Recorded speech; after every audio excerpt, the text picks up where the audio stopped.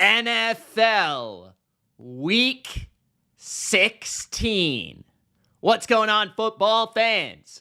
Gridiron gamblers, it's Mitch here, back with another week of my BLV NFL picks, this time for Week 16 of the 2024 NFL regular season, picking every single NFL game, diving deep, straight up picks, and, of course, versus the spread. Welcome to all the viewers. Welcome to all the BLV members that are in the live chat. And if you guys are wondering, how do I access the live chat every Wednesday? Become a BLV YouTube member to gain access. If you want to check out all my picks and all my bets every single NFL week, those are on Patreon. Link in the description. It's $10 a month for all of my bets that I make with my real money. Now let's get into the picks. Gronk, spike the like button. Subscribe if you haven't. Let's say hello to the people in the chat. And let's get rolling with another NFL week. Big Al is in the chat. He says, last week was awesome. I went 13-3 straight up and 9-7 ATS. My overall records are 152-72 straight up and 110-112-2 with my spread picks. Big Al says, the road to 70% on my straight up picks continues. I'm at 68%. Good job, Big Al. Keep it going, bro. Singh is in the chat. Christian is in the chat. What's going on, guys? Thanks for joining. It's another week of the NFL. We're getting closer to playoff time. We're getting to Saturday football this week, which I'm extremely excited for. Love Saturday football. All right. Before I get started with Thursday, let's check out how my record was last week. So, we went 13-3 straight up, just as Big Al did. Now, what I calculated was 7-9 versus the spread. I'm going to have to go back and check on a couple of games, but I'm pretty sure I went 7-9 on my spread picks last week. So it was another weird week where I rather did really well on my straight up or my spread, but I didn't do well on both. Best bets, we went 3-3 last week. I think my top 3 picks went 3-0, if I'm not mistaken. Spread record, 116, 104-4 for the season, and our straight up record is 145-78. This is a great week for football. I think just like last week, this is a marquee week for great matchups and many that will decide playoff fates. So I'm looking forward to it. Of course, guys, tomorrow, my best bets will be out on the channel, so make sure to check that out, guys. As we get to the playoffs, I'm extremely excited to have a great playoff run this season. Let's start it off with Thursday Night Football, which we are still getting Thursday Night Football games. The Denver Broncos at the Los Angeles Chargers. This is the second game in the series. Chargers are favored by 3 in this matchup.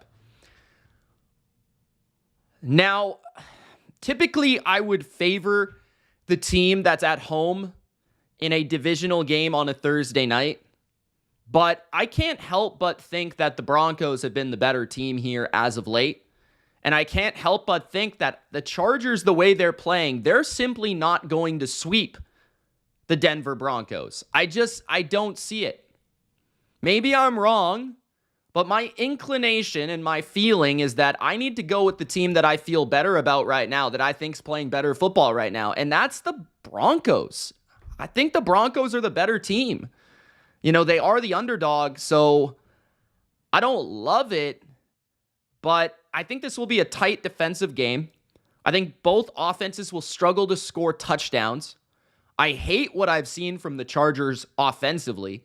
I mean, Herbert, I think he's had a good year overall, but he's struggling with an ankle sprain, certainly. The receiving core is struggling to separate in general. The Broncos have a defense that can definitely get some interior push against Herbert, whether it be Zach Allen or John Franklin Myers. They've got Nick Bonito, who's their MVP of their team, just making play after play. And they've got a secondary that can be tight, physical, and sticky on the outside. I think that's going to cause frustration for Herbert in this passing game. And the Chargers just have not had a running game without J.K. Dobbins, and the Broncos are not easy to run on. So I like how the Denver Broncos are able to defend the Chargers in this game. I look on the other side. I think that the Chargers are a solid defense, but I don't think they're as good as the Broncos defense. I think that they play a lot softer. I think they play a lot more zone, bend but don't break. They can defend the Broncos' run game, in my opinion, but the Chargers were decimated in both the air and on the ground by the Bucs. I think somebody smart like Sean Payton can pick up on that, and I do feel like Bo Nix is certainly a better quarterback now than he was earlier in the year. I'm going to lean towards Denver. I like the Broncos to win as an underdog on the road and split the season series. I don't want this to happen because I want the Bengals to still have a chance to make the playoffs. So I would prefer that the Chargers actually win this game, because then Denver has to face the Bengals next week in a huge game that will be a lot of fun. And then they have to face the Chiefs in the final week. So it still opens the door for Joe Burrow to make the playoffs, which I want, okay? But at the end of the day, I think I have to take the team that I think is playing better football. And ultimately, I think that's Denver. And I don't hate the matchup either. Even coaching on both sides, I would slightly lean towards Sean Payton. Both are great coaches, but I don't like how the Chargers are playing. And maybe I'm stung by how Baker did them last week, but I just don't love their offense right now. It's just nothing that I can really get into. So let's check out any insights from Outlier. This is a big game. It's Thursday night. It's also a divisional matchup. One that does stand out is Justin Herbert has failed to exceed 247.5 passing and rushing yards in 6 straight games versus top 10 defenses for rushing yards allowed, which is kind of wild, but 185.2 pass and rush yards per game on average. That's far lower than 247. So against top 10 defenses, Herbert has struggled. Minus 115, you can get that. That is 6 straight games. All right, guys? 6 straight games for him. Bo Nix has failed to exceed 225 passing yards in 5 of his last 6 games on the road. Maybe you could even look at both quarterbacks going under, and perhaps the game going under as well is something to look at. The Chargers are 4-8 in their last 12 games at home, which would also mean Denver money line is an option here. I think I might have to bet the Broncos, but I'm kind of scared. I don't really want to do it, but I might have to. Guys, if you haven't already, Gronk, spike the like button. Let's get to the Saturday football games. The Pittsburgh Steelers at the Baltimore Ravens. Ravens are laying 6. Now, I have no idea who is playing for the Steelers, and what I mean by that is I don't know if Pickens is playing. I don't know if Watt is playing. I really have no idea if either one is going to play. Today, I saw that TJ Watt was limited, and I saw that George Pickens did not practice. We won't know until Friday. Now, my first thought here is that the Steelers won the first game. I think the Ravens win the second game. Steelers win at home, Ravens win at home. Sounds pretty standard. And that's the way I'm going to lean. I do have the Ravens as the better team in my power rankings. I do think the Ravens are the better team. I do think the Ravens defense is trending up. And I do think that if TJ Watt and George Pickens are questionable, even if they play, they're probably not going to be 100%. I'm going to take the better quarterback. I'm going to take the better offense. And I think the Ravens defense shows up in this game. I think the Steelers won last matchup without scoring a touchdown, if I'm not mistaken. So I think the Ravens split the season series with the Steelers. Now the question is the points. 6 points is a lot of points in this rivalry, so I will lean towards the Steelers getting 6.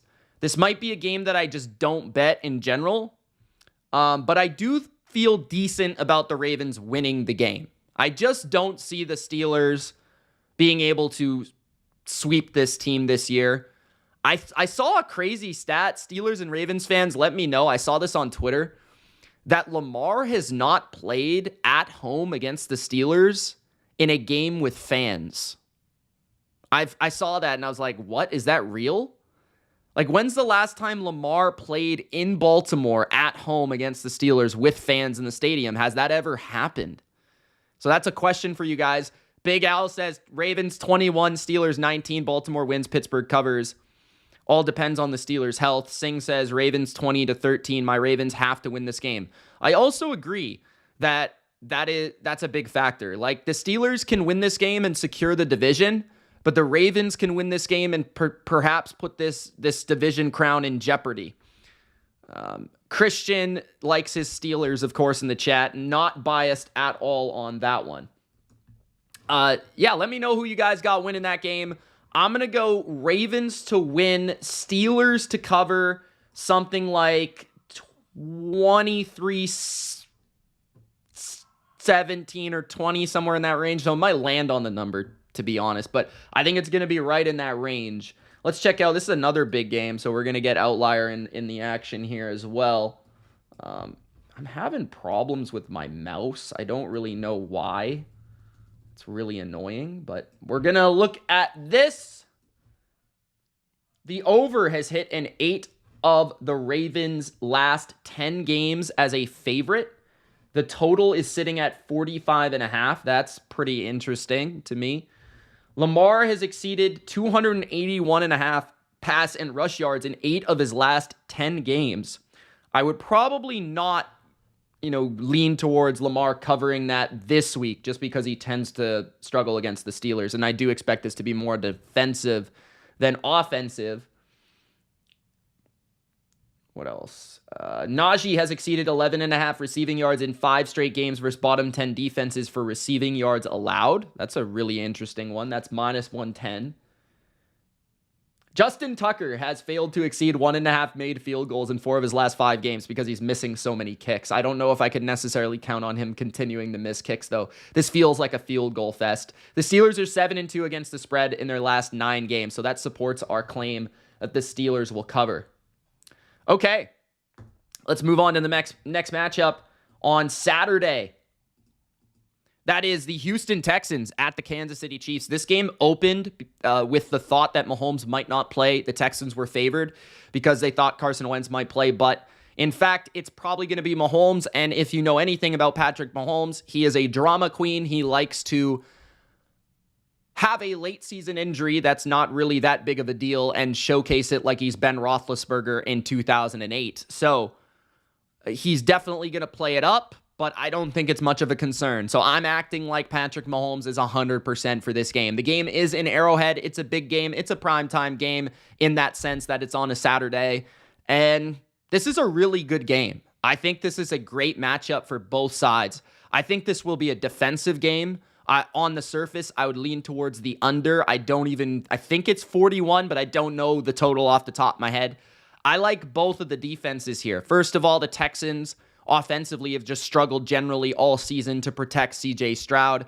The Chiefs' pass rush is not the strength of their defense, but I do feel like Chris Jones can, in particular, take advantage of this matchup against the Texans' left guard, who is the worst in football. And I do think the Chiefs can slow down Joe Mixon because they've been very good against the run for most of the year. That being said, I could see Mixon hitting some explosive runs in this game because the Chiefs have been a little bit less reliable in that regard. Like even Jerome Ford hit like 1 or 2 of them last game. I do think Nico Collins has a good game. I do think Tank Dell has a good game. I do think Stroud can make some plays against this secondary that I think's a little bit overrated though. On the other side, I think that the Chiefs are really going to struggle with the Texans' pass rush, and their entire game plan should be centered around quick throws and running the ball. The best way to move the ball against the Texans is to run the ball. The Chiefs' run game has been spotty, but if you can get some good interior push and run up the middle, I think you can have a little bit of success here, just enough. I also think that targeting their tight ends should be an option here. I don't really see their receivers having much success in this matchup, and I especially think Mahomes is going to be under a lot of duress and a lot of pressure. I think that he's going to get sacked a lot. He's going to get hit a lot, and any time that they get behind the chains, he's going to be in trouble. Something tells me that the Chiefs will lose one of their next 2 games, and I tend to believe that it's probably going to be this game. But I don't necessarily at the same time want to pick the Texans based on how their offense has performed, but they did come off the bye and beat the Dolphins. Azeez Al-Shaair is still suspended. I think the Texans are still dealing with 1 or 2 injuries. But the Chiefs, they could easily win this game by a field goal or lose this game by a field goal.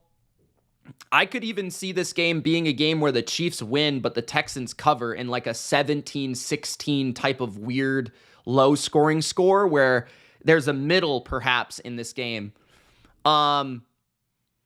This is really tough. Like, I kind of want obviously I want the Texans to win, but I don't know if I feel confident enough in picking them.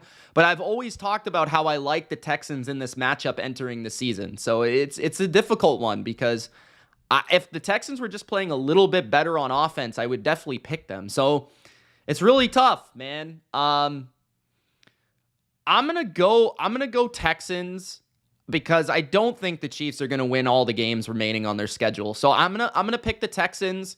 I think this is the toughest matchup they have left. And I think Stroud performs here. I think he makes some plays outside of structure that the Chiefs simply can't defend. And Nico Collins has a good game. So I'm going to go 17-16 Texans, something like that. Really dirty and ugly and gross, but maybe the Texans pull it out here. So I'll take the Texans. I do think that they're going to maybe cover this game for sure, but this one could go either way. I don't know, man. I'm going to go with the Texans, though, because I think the Chiefs are more likely to beat the Steelers just because that game is on Christmas or whatever, and I think the Chiefs will get up for that game. So I also think the Chiefs match up better with the Steelers than the Texans. I think the Texans have enough in their passing game to win this game. So I'm going to go with the Texans. This is another big game, so we're going to go over here to Outlier once again. Let's check out this one. I think this is actually the day game and the Ravens and Steelers is the night game. I could be wrong about that. Let me know in the chat. Chris Jones has failed to exceed half a sack in 9 of his last 10 games. This would be a game that you would think he gets a sack. It's minus 155, so the over is perhaps, it should be plus money if you do want to take Chris Jones to get a sack here. It does make sense. DeAndre Hopkins has exceeded 18.5 longest receptions in 5 of his last 6 games at home. That is minus 110. He'll likely see Stingley a lot, so I'm not necessarily sure I love that. Stroud has exceeded 231.5 passing yards in 4 of his last 5 games. He has. I didn't really think he has, but the over 228.5 is minus 114. I wonder how much the Texans will throw in this game. That will be interesting. Christian says the Steelers versus Ravens game is at 4:30 Eastern, I believe. And Singh says the Texans and Chiefs is the early game. Christian also says they aren't beating my Steelers, Mitch. It's not happening, man. Steelers should be able to beat the Chiefs. Why do you say that? I don't know, man. Butker says, Harrison Butker has exceeded 1.5 made field goals in 6 of his last 7 games at home. That's a solid bet, in my opinion. This is another field goal fest. A lot of defense on Saturday. Mahomes has exceeded 224.5 passing yards in 9 of his last 11 games at home. That's minus 114. This will be a tough team to throw the ball on, though, in Houston, I think. The under has hit in 10 of the Chiefs' last 13 games versus top 10 defenses. That's what I was looking for. Minus 105 on the under 41.5. I like that a lot. Under 41.5. Let's take that one to the bank. All right. I'll probably just be on the under and cheer for the Texans to win the game. That's probably how I'm going to go. Okay. Next up, Sunday football. The Cleveland Browns at the Cincinnati Bengals. Guys, thanks for tuning in to my live picks. It is Wednesday night. Every Wednesday, my live picks are on the BLV. Gronk spiked the like button so more people can find this video and the channel. Again, just a quick mention to my Patreon link in the description for all of my bets every week. Okay, the Bengals are favored by 7.5. I think it's leaning towards 7.5 at this point in time, as we now know that Jameis Winston is not playing at quarterback for the Browns. It's going to be Dorian Thompson-Robinson, who I've never seen play productive football at the NFL level. For that reason, I'm going to go with the Bengals to definitely win this game. The 7.5 is a bit tricky given how terrible the Bengals defense is, but the game is in Cincinnati. And I also think that Thompson Robinson and Jameis Winston, there's going to be a difference in terms of production offensively. Jameis has shown that he can move the football and score points. If this was Jameis, I would take the points because I think this would be a shootout. But I don't necessarily think that with Dorian Thompson-Robinson, there will be that same reliable nature. And the Bengals did play their best defensive game of the season against the Browns earlier this year, where they held the Browns to only 7 points. So for that reason, I'm going to take Cincinnati to win and cover, and I think they'll win by like 10 points, something like that. I might be wrong about this, but I'm going to take Cincinnati to win and cover. They used to struggle against Cleveland, but I think the switch to Jim Schwartz as the defensive coordinator and the scheme that the Bengals now play in terms of the Browns, I feel like the Browns defense doesn't match up like it used to because they play a lot of man coverage. And when you play man coverage against T. Higgins and Jamar Chase, you're generally in trouble. So I think the Browns defense will show up and try, but I don't necessarily think they're going to be able to make enough plays. I haven't seen that many defenses be able to stop this Bengals offense frequently enough. Chase Brown will come to play. Jamar Chase will probably create a couple big explosives. And of course, there's T. Higgins to deal with. So I think Burrow is on it, and they realize their life is still alive here to get to the playoffs, especially if Denver does lose to the Chargers on Thursday night. So we'll see how that works. But the Bengals, I'm going to take them to win and cover just slightly. Probably will not bet this, given I kind of like the Bengals in a teaser, though. I will say that. I'll throw that out there. I probably will not bet the spread. But the Bengals defense did make a big play against the Titans. Maybe they make another big play against a turnover-prone, pretty poor quarterback for the Browns. Yeah. Not much else has to be said here, I don't think. So there it is. Thank you for the dislike. Bengals, -7.5. Bengals to win, Bengals to cover. Next, we're going to go Los Angeles Rams at the New York Jets. Rams favored by 3.5. This seems like a really tricky game. Rams have had 10 days to prepare for this game. Jets offense has low-key been fire lately, and they've been moving the football on a lot of teams. Rams offense, outside of the game against the Niners, that they typically struggle offensively, on top of that in a weather game, that threw them off, I think. But there's also could be weather here. It's in New York in December. There could be weather, there could be cold, there could be snow, there could be rain. I don't exactly know. It's Wednesday. We're trying to project Sunday games at this point. So it's a little tricky in that regard. But I do think Aaron Rodgers, Garrett Wilson, Devontae Adams can throw the football against this defense and this secondary. I don't think they'll be able to play physical outside man perimeter coverage like they did against the Niners, because I don't think you can do that to Devontae Adams and Garrett Wilson. So I think Rodgers will be able to throw the football here and score some points. And mix in the run where they can. The problem would be the Rams might be able to get a couple stops through their pass rush and the ability to disrupt Aaron Rodgers, get a push up the middle, be able to blitz him on some downs and be able to get some sacks and some pressures and some hurries, because Rodgers is a sitting duck back there in the pocket. He can't move at all. So the Rams should be able to scheme up some pressure with the young, fast front seven that they do have. Now, on the other side, Matthew Stafford, Kyron Williams, Cooper Kupp, and Puka Nacua are on fire outside of that Niners game, and it's hard for me to fade them. I do think that they'll score. The Jets' defense has been atrocious. Their pass rush is a little overrated. Their secondary is certainly overrated, and they play a very simplistic style of defense that I think Sean McVay, especially with extra time to prepare, will have all the dealings, all the plays to be able to manipulate their coverages and be able to scheme up some big plays. I could see Puka having another major game in this game. The Jets have been better against the run than the pass. I think this will be more of a Stafford game than a Kyron game. I do think it's going to be close, though. I could see the Rams winning and the Jets covering. I could see the Jets winning this game outright. It will be dependent, in my opinion, on weather. If this weather is really ugly, I could see me maybe leaning towards an upset.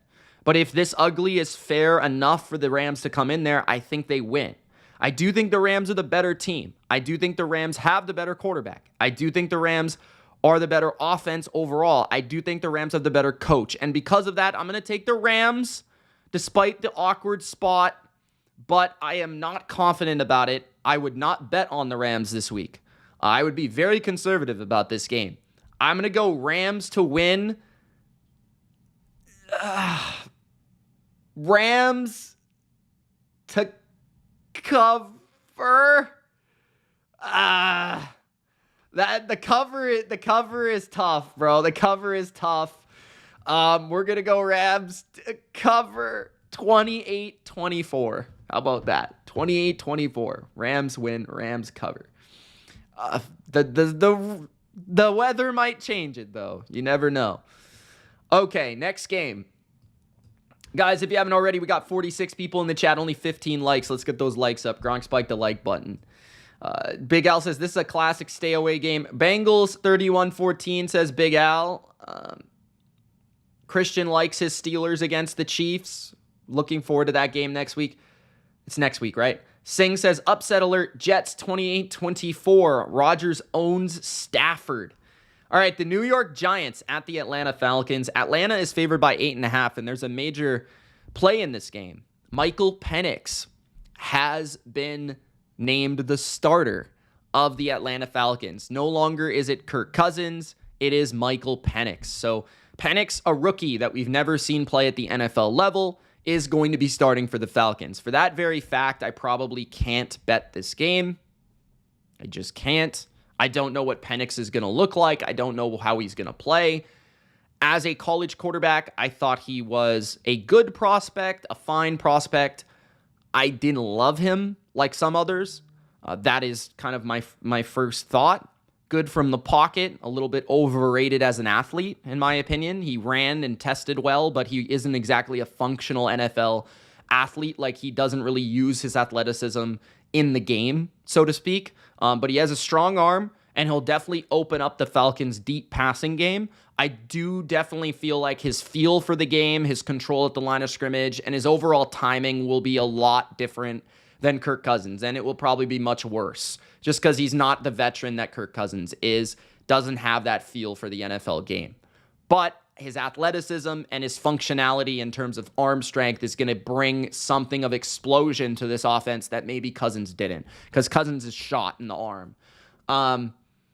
Now, defensively, I think Atlanta's actually played pretty well lately, so I think for that fact, I like Atlanta to win. They're at home. They're playing a bad Giants team, who I think is the worst team in football. I don't know who the quarterback is going to be. Tommy DeVito or Drew Lock. I have no idea, right? I'm not sure. But the Giants' O-line's also bad. That being said, the Falcons' pass rush is not great. The Falcons are better against the run than they are the pass, so Penix is going to have to make some plays. But I don't really see the Giants making a ton of plays here either, because I think the Falcons will do a decent job against Tracy, force whichever quarterback to make plays. Maybe Neighbors makes a few catches. This game should stay competitive, but there's a lot of uncertainty in this matchup from the quarterback position of both sides, from the motivation of the Giants. They're trying to lose, it feels like. Meanwhile, the Falcons are trying to win and push for a playoff spot, but they just switched their quarterbacks. 8.5 just seems like an egregious number to lay if you're a Falcons team that is in disarray, that is totally overrated, that, barely beat the Raiders with Desmond Ridder. And honestly, I don't think that Drew Lock, if it's Drew Lock, is worse than Desmond Ridder. I certainly think Drew Lock is better. So I'm going to go Falcons to win, Giants to cover. My fear would be that DeVito plays and he plays awful, and Penix has a few explosives to be able to cover this.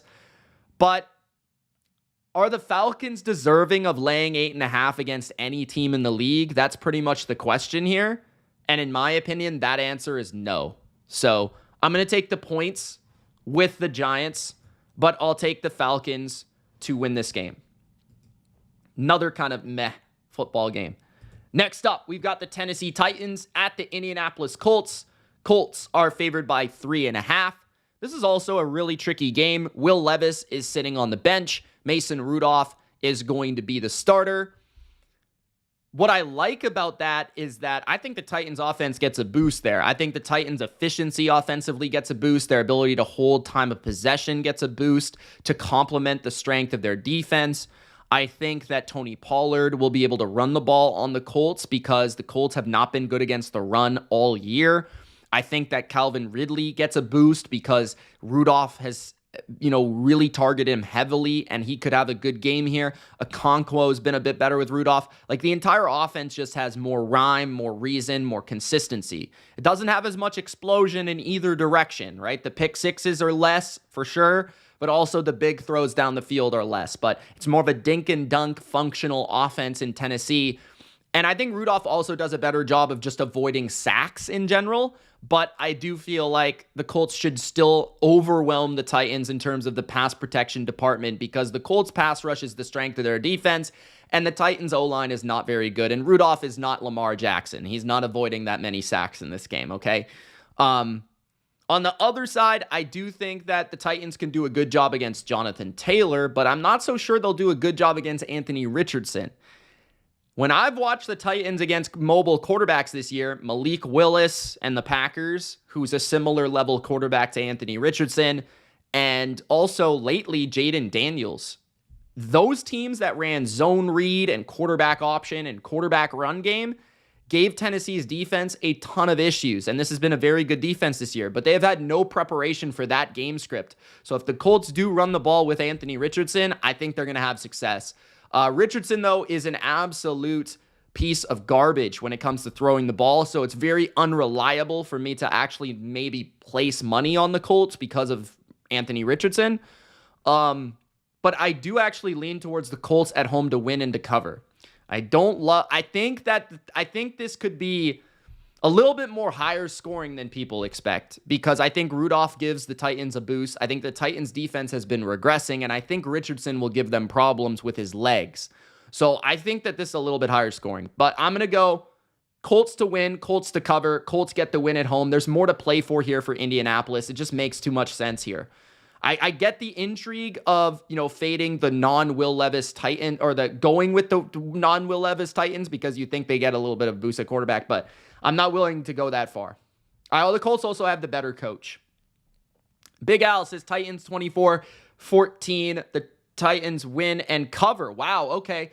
Pollard may go for over 100 in this game. I do agree that Pollard will have a pretty good game. At least I'm hopeful in one of my fantasy leagues. Christian says, I want my boy Mason Rudolph to win this game, but I think the Colts are going to win, so I got them. Sing's got Colts 23-20, so he's got Colts to win, but Titans to cover. Welcome, everybody, to the live chat. Welcome, everybody, to the live stream, our Week 16 picks. Thank you so much for tuning in. If you haven't already, Gronk, spike the like button, and if you're new, subscribe to the channel. Let's get to the next game. Which game is up next? We covered that game. All right, next up, we've got Big Al's Philadelphia Eagles at the Washington Commanders. This is also a pretty big game in the NFC East and the NFC in general. The Commanders need to win to keep their playoff wildcard hopes alive, and the Eagles need to win to keep their number 1 seed hopes alive. I'm not going to overcomplicate this. This game is in Washington. Philly won the first game.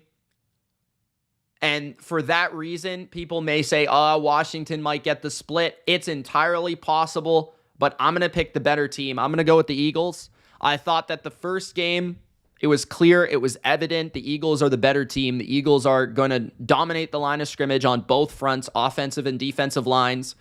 I think that Jaden Daniels has dipped a little bit in his play, especially against the better teams down the stretch. I think Cliff Kingsbury's offense has certainly dipped down the stretch. And I think that you can run the ball on the Commanders at will. So I think that this is a very bad matchup for Washington in general.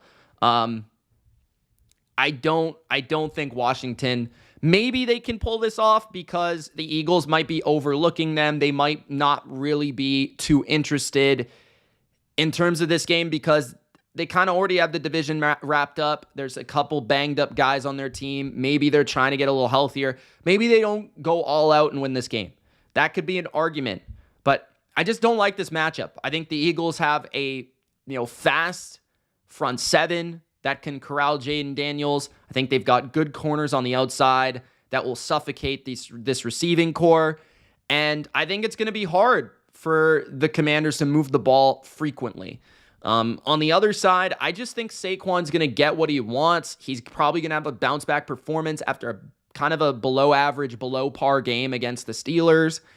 And then, Lattimore's added to the lineup. That should help a little bit. But Jalen Hurts is coming off his best performance, so I'm buying into that a little bit. I also hate how the Commanders played against the Saints. I thought they were lucky to get away with a win at the end of the day. They did dominate early, but they fell off significantly. So I'm gonna go with the Eagles. I think they sweep the Commanders here. I think they win. I think they cover. Let's check out what Outlier has to say about this matchup in terms of the spread and stuff, if I can scroll up. My mouse is absolutely messed up. All right. Where is this? Get this out of the way.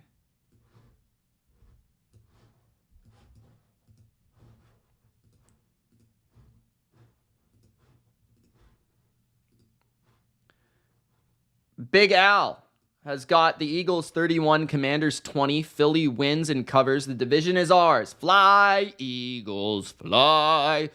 Singh has got the Washington Commanders 24-21. Jalen Hurts has failed to exceed 39.5 rushing yards in 8 of his last 9 games on the road. That's an interesting stat. That's also minus 110. Jaden Daniels has failed to exceed half a first half touchdown.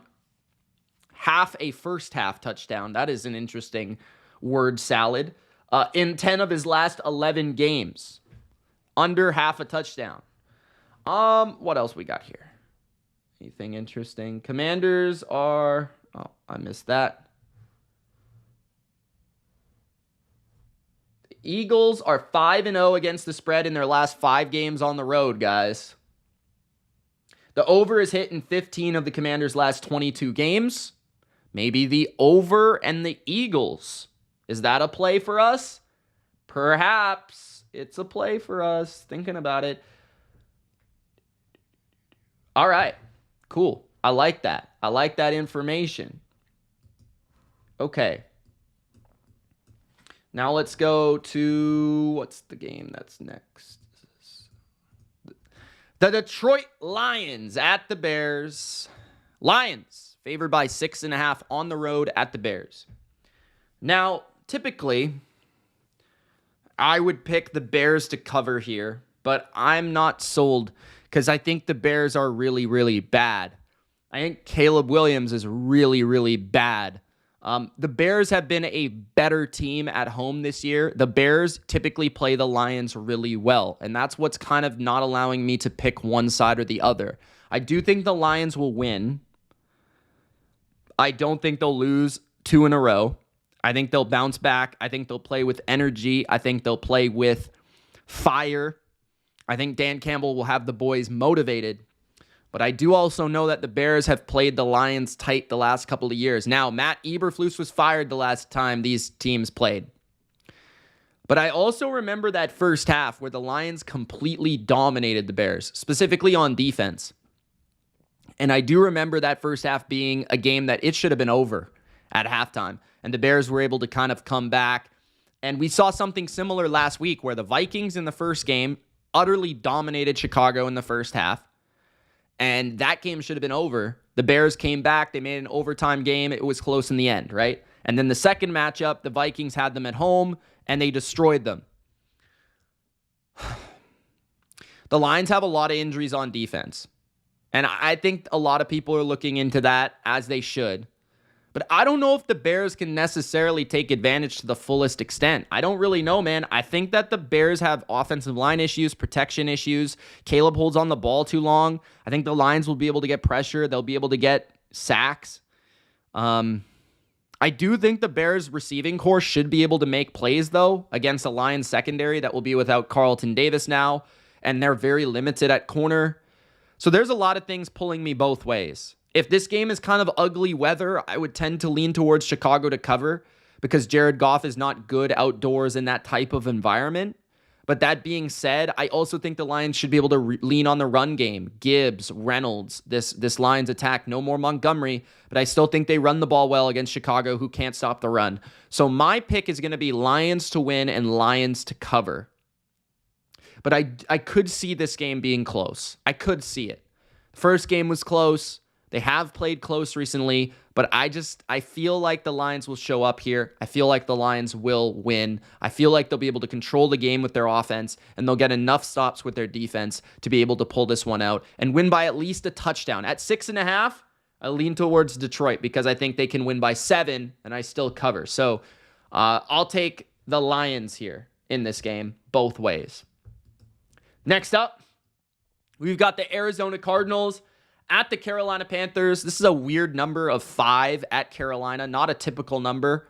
NFL spreads, it's usually a number that the books are kind of asking you to push either way, like in terms of, okay, do you like the Cardinals? Like, do you think they'll win by 6 or 7? Okay, make that decision.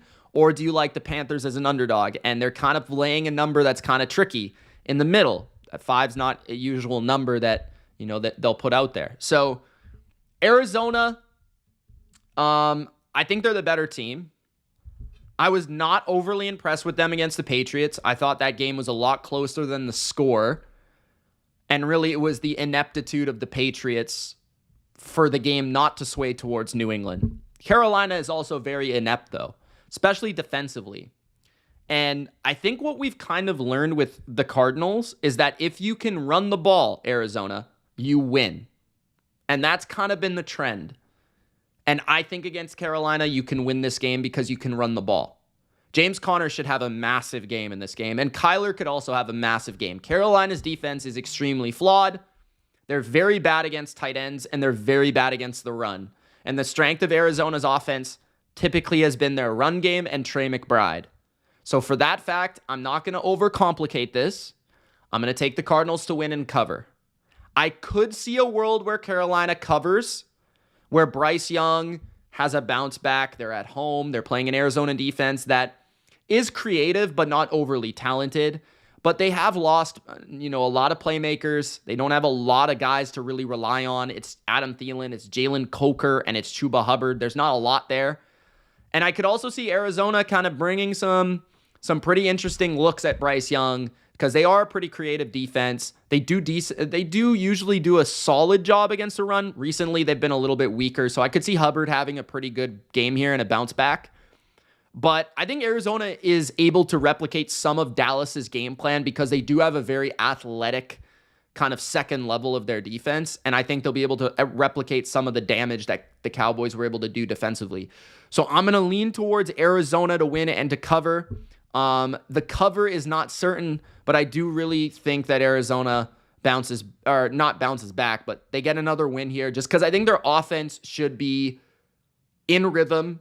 It should be comfortable, and it shouldn't be in a spot where they don't have to rely on Kyler to be their entire offense. When they have to rely on Kyler to be their entire offense, they struggle. So I like Arizona here to win this game. Big Al says, Cardinals 23, Panthers 20. Arizona wins, Carolina covers. It will be closer than people think. I can certainly see that. Singh says 27-14 Cardinals. Interesting. Caesar says 20-10 for the Cardinals. Big Al's also got the Lions 28-13 over the Bears. And Singh's got the Lions 24-20 over the Bears. Thank you guys for joining the chat. Don't forget to Gronk spike the like button. We're continuing on our way on our Week 16 picks. Christian says 31-17 Cards win. Next up, we have the Jacksonville Jags at the Las Vegas Raiders. Raiders are at home, and they're only 1-point favorites with an expected return from Aiden O'Connell. That being said, I think there's a reason behind this. I think that Jacksonville is a little bit higher rated in the market than they are for me. And I think that Mac Jones has actually impressed some people. Mac Jones has not been that terrible for Jacksonville. Now, has he made some stupid throws and some bad interceptions? Yes. But he's also brought some rhythm and some function to the offense. And honestly, I think he's brought a little bit more consistency to the passing game than maybe even Trevor Lawrence. Lawrence is definitely the better quarterback and definitely the more explosive player. But I think Mac has brought a little bit more in terms of just that down-to-down consistency because Lawrence is one of the more inconsistent quarterbacks in football. So I think there's something to like there about Jacksonville. Tank Bigsby also gives them a spark running the ball. Brenton Strange out of nowhere had a good game last week. Brian Thomas has been an absolute stud. I really like what I saw from the Raiders defense with no Max Crosby against the Falcons. I thought they dominated outside of the run defense department. Jacksonville might be able to run it on them, but they certainly don't have a Bijan Robinson, and they don't have Atlanta's run offense, in my opinion.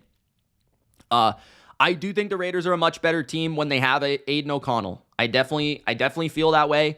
I think if Aiden O'Connell plays, my first thought is to pick the Raiders, just because I think that he's a huge step up from Desmond Ridder. He'll be able to make some throws down the field to Jacoby Myers and to Brock Bowers. Jacksonville's a bad defense. Vegas is at home. The one thing I worry about, guys, it's kind of a weird thing to worry about, but I worry about the Raiders almost like losing this game on purpose because they want the first or second pick. I'm a little bit worried about that. I'm not going to lie. But Mac Jones, I've seen him play the Raiders multiple times. I've seen him lose to the Raiders multiple times in pretty disgusting fashion. I think if you know what you know, if you know it, you know it. I'm going to pick the Raiders. I think they're the slightly better team, assuming O'Connell plays. If O'Connell doesn't play, I'll take Jacksonville. But if O'Connell plays, I'll take the Raiders. I think that they can move the ball on this defense. Jacksonville does not have a good defense. Raiders are more competitive overall, so I'll take the Raiders. Why not? Christian says, in this shit bowl, I got the Raiders. Caesar says, the Raiders tie with the Jaguars. Singh says Raiders 13-10. All right. Next up, we've got the New England Patriots at the Buffalo Bills. Josh Allen and the Buffalo Bills will host Drake May. It's Drake and Josh on a Sunday.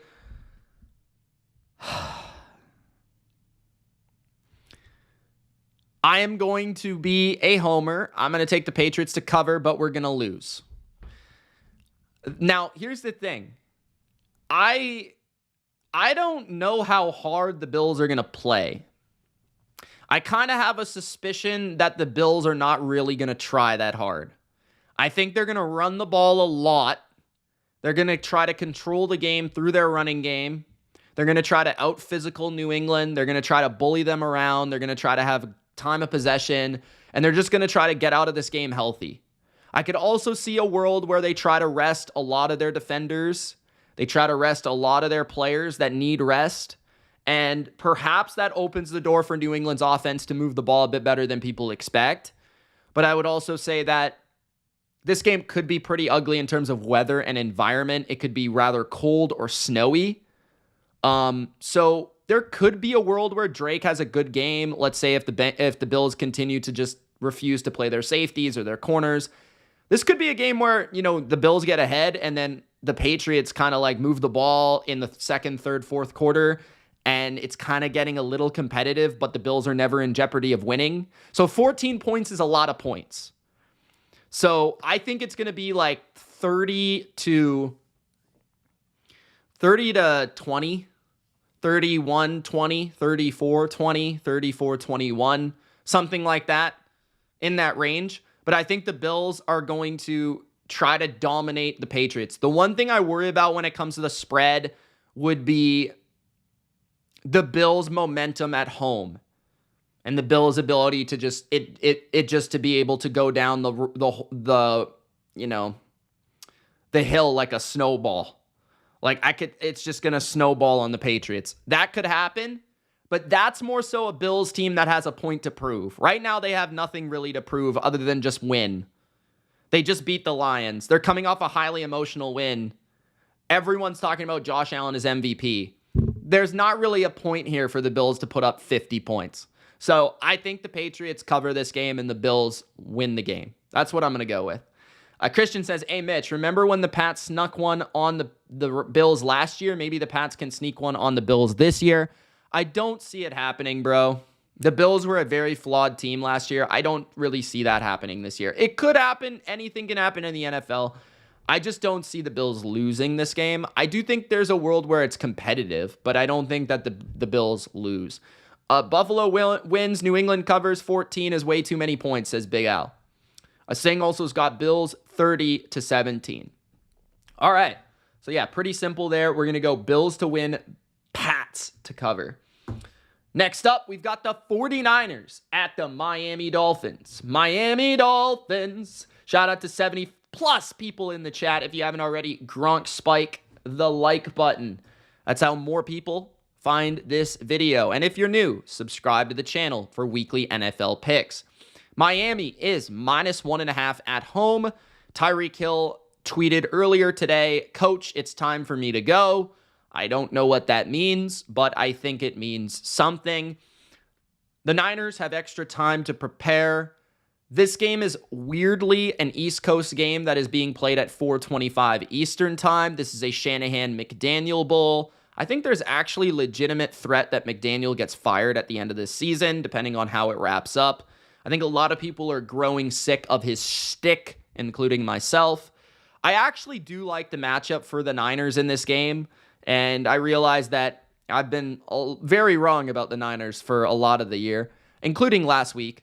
But that was also an unexpected weather game. I would have definitely told you if I knew it was raining that the Rams probably should be favored because Purdy is terrible in the rain.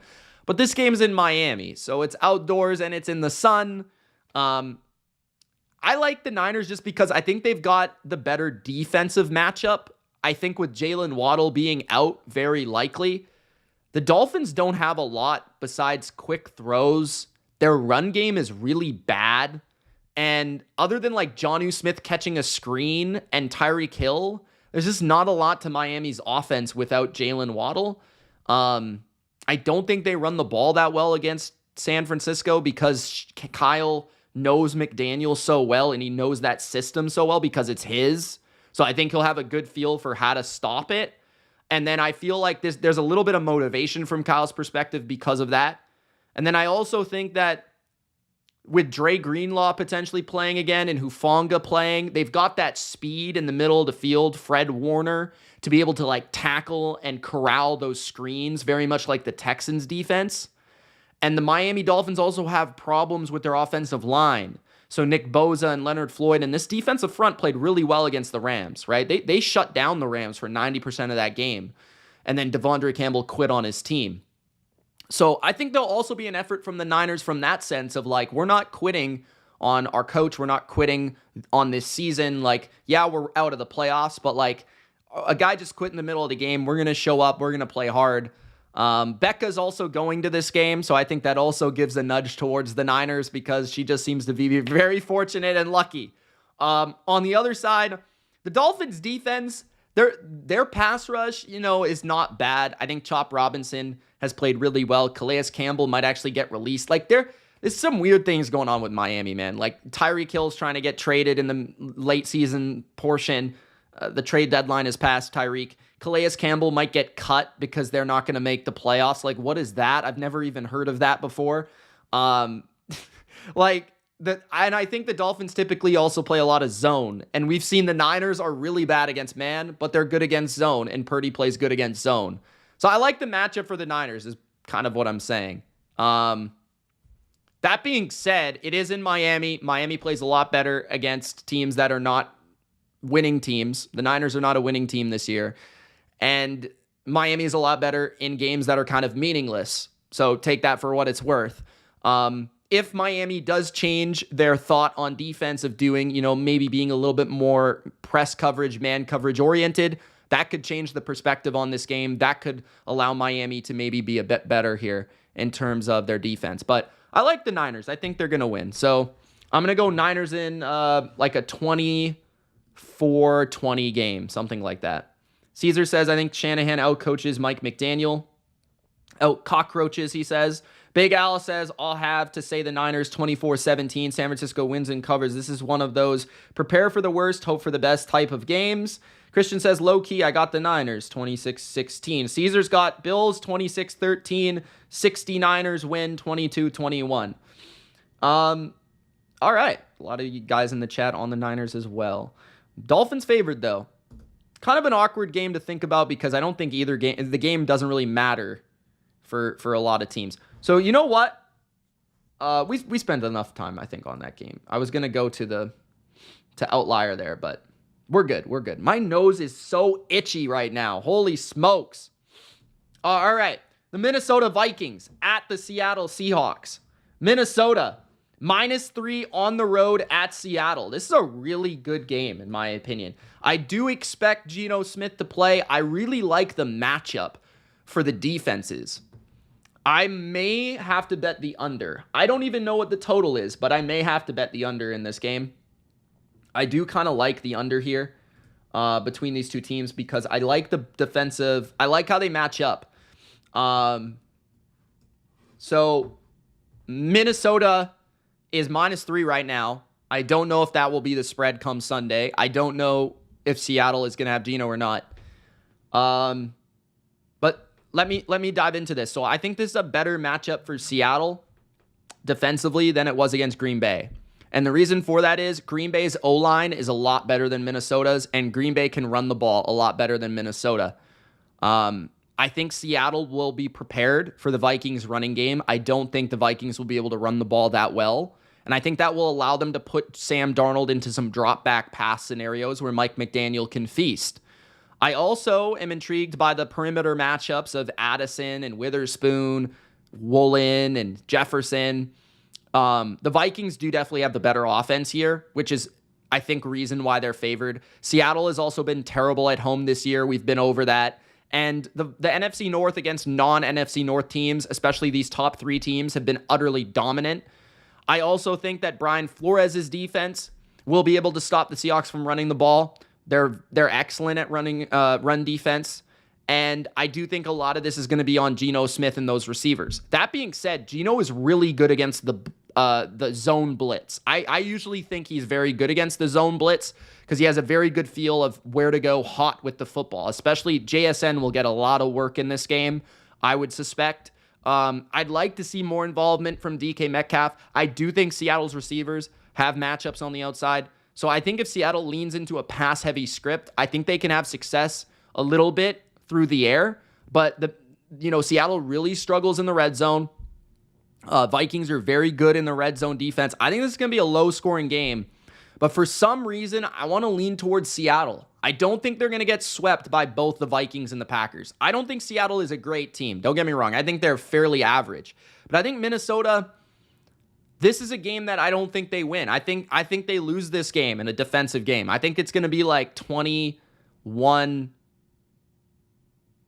or something like that. I think it's going to be like 24-21, 21-20, something like that. I kind of feel the upset here. Seattle is due for one of these wins at home.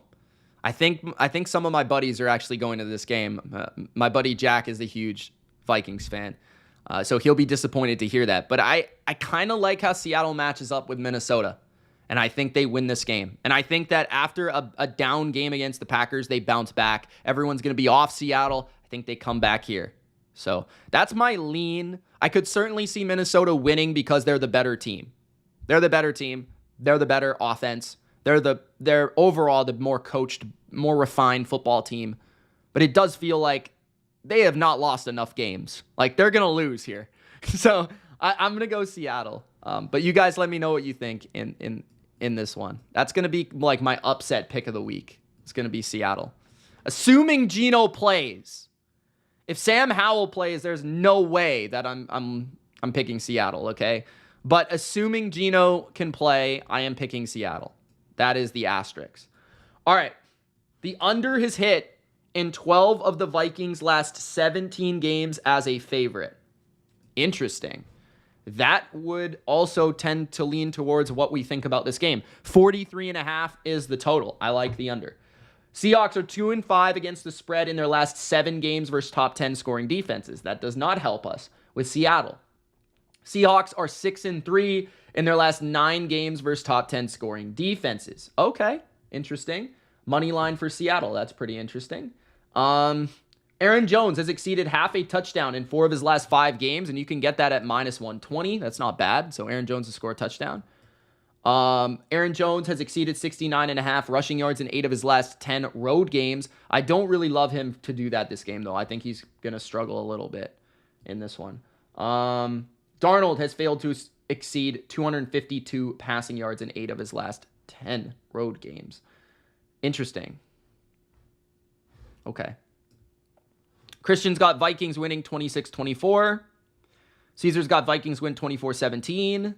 Stephanie, how you doing? Thanks for joining the chat. Big Al's got 13-3 straight up, 9-7 spread picks last time. Stephanie went 12-4 on her straight up.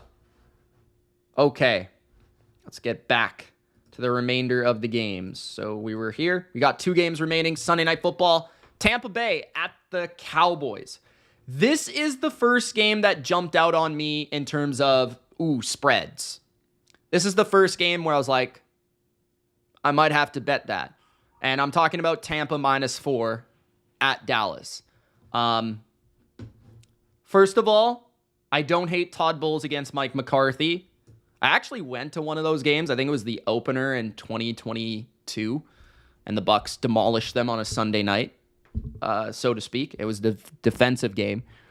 Why I like this. Dallas is coming off a big win. Dallas doesn't have a ton to play for. They're still fighting for a playoff spot, but they don't have a ton to play for. The Bucs are fighting for their division crown. I like the Bucs' ability to run the ball on Dallas. I think Dallas is weaker against the run. I think the Bucs have shown that they're a low-key, really good running team, and I think they'll be able to run the ball in this game. Their O-line is very underrated. I think Baker Mayfield should, I also love Jalen McMillan and how he's playing and how he's been intertwined into this offensive attack, kind of taking that Chris Godwin role over. And Mike Evans is going for 1,000 yards. He should also show up big in this game. Cowboys do have some flaws in terms of their secondary, their defense. I think their defense is playing better, but I don't think this is an offensive line that you can really get after like that. I don't think this is a group that you're going to be able to pressure Baker constantly. I think Baker is going to be able to make his plays. Baker is by far the better quarterback. There's more than 4 points that separate Baker Mayfield from Cooper Rush. On the other side, Tampa's defense has been a lot better, and especially against the run. And I think this is the main area where I like the Bucs. I think because the Cowboys have played some teams that you're able to run the ball on, it's allowed Cooper Rush to avoid mistakes, be able to be comfortable and be able to play as the secondary option within the offense.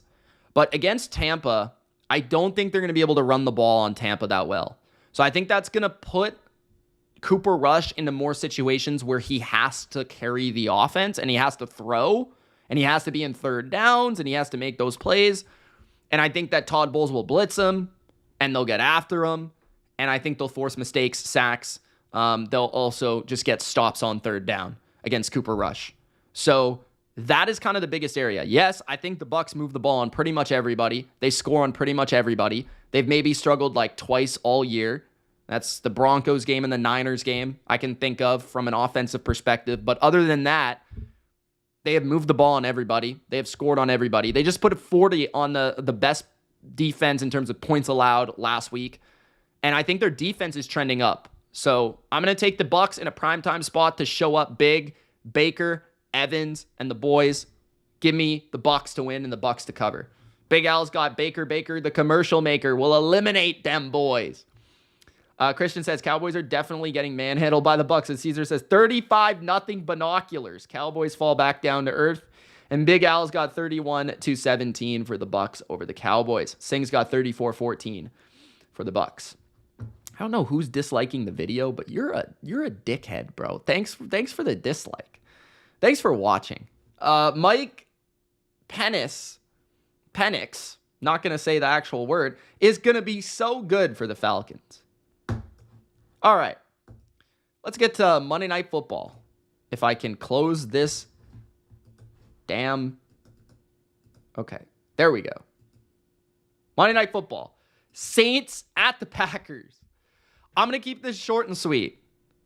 Packers to win, Packers to cover. It's in Green Bay. It's probably going to snow. Spencer Rattler in the snow. Good luck. This is going to be Tua on steroids. I think the Packers will be up 24-3 in the first half, and you'll be able to sleep in the fourth quarter. You couple that with Josh Jacobs against one of the worst run defenses in football. I like the Packers by a lot of points. This just feels like it's going to be an absolute laugher. Like, I've been wrong about the Saints a lot against the spread.